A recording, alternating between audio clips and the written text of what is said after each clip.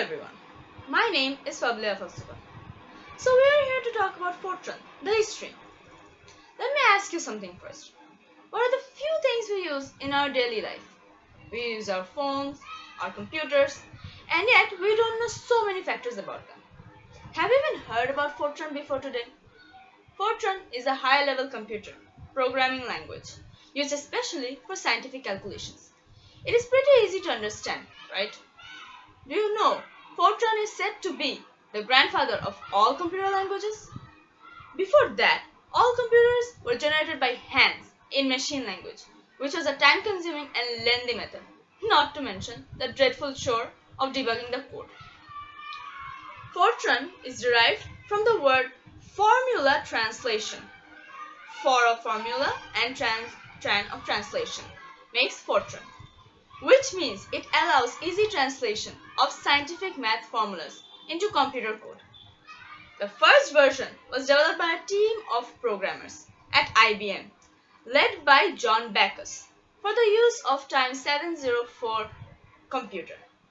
It is officially released in April 1957, and by the fall of 1958, more than half of all IBM 704 computers were being written in Fortran, as it was so easy to do.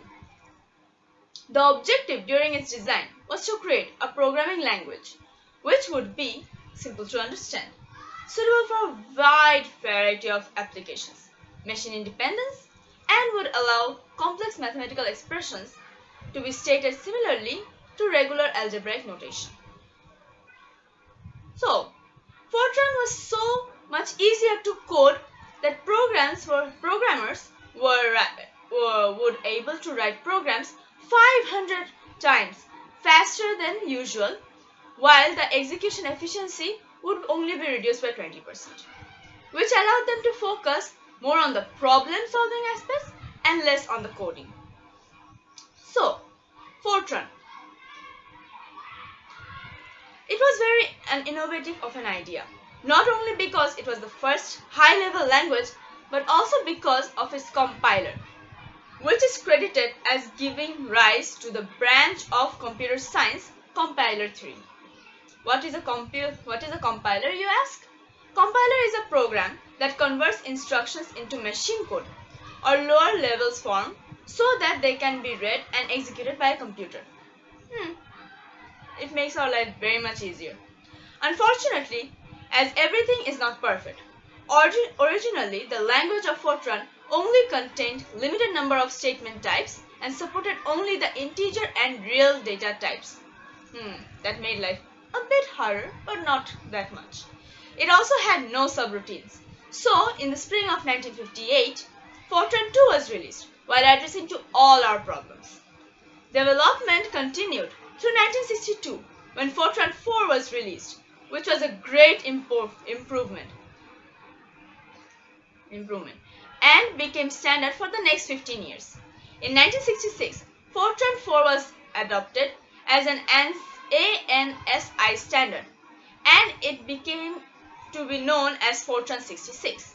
In 1977, Fortran 77 was released with many new features designed to make structured programs